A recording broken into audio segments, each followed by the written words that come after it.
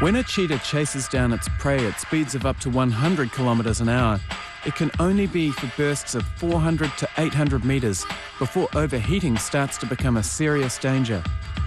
We're no different. Our muscles are only about 25% efficient at turning energy into work.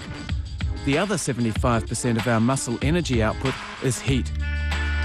The blood carries that heat to the skin so it can be dissipated. The faster, the better. Here we are back at the front, and look at the stride length still that Craig Barrett... But there is such a thing as being too cool, as Kiwi Craig Barrett found out at the Kuala Lumpur Commonwealth Games when he was leading the 50-kilometre walk. He has completely broken down here, Craig Barrett. This is a terrible tragedy. He's less than 2 kilometres from the finish.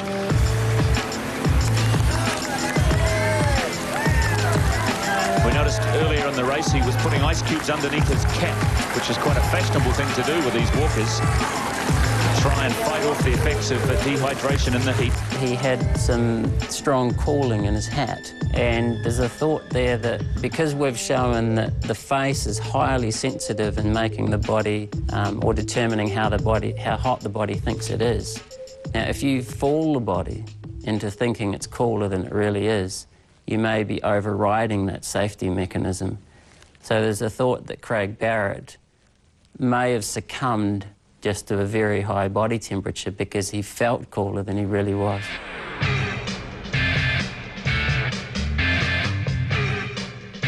Dehydration is another hazard faced by endurance athletes.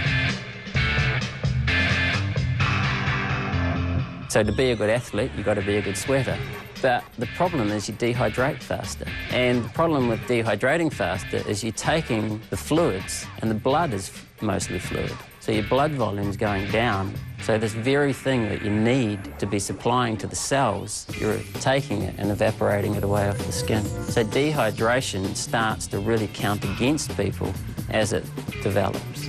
Looking like a gold medal for New Zealand. He's kicking clear. If you're dehydrated, your body just starts shutting down and there's not much you can do about it. So, and if you've gone too hard too early, your body can struggle to sort of level out and maintain a good pace. These sort of things, you've got to manage them, and you've got to make sure that you're drinking and setting yourself up for the latter part of the race. I'm pretty notorious at not drinking enough, really. I try to go through one bottle, but yeah, I can get through a race and not have a drink the whole time, which is sure it's not good. This is the New Zealander Craig Barrett. He has If dehydration is allowed to continue, an athlete might progress to heat exhaustion.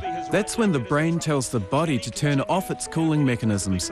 It sounds serious, but it's actually your body's way of warning you to stop, or something worse might happen. Regather himself. He should just not get concerned. He's got such a big lead. Heat exhaustion is not a problem. You fall over or you lie down and you recover.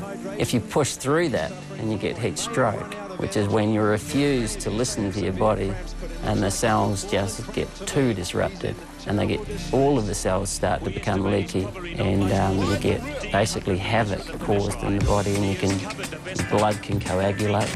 It's a real problem, and it's a high mortality rate. So heat stroke's very dangerous. Heat exhaustion's a protective mechanism that stops people getting heat stroke. And I think Les Mills here is stepping in and saying, Craig, this has got to be the end of the race for you. And there it is, the most tragic sight you'll see at these games.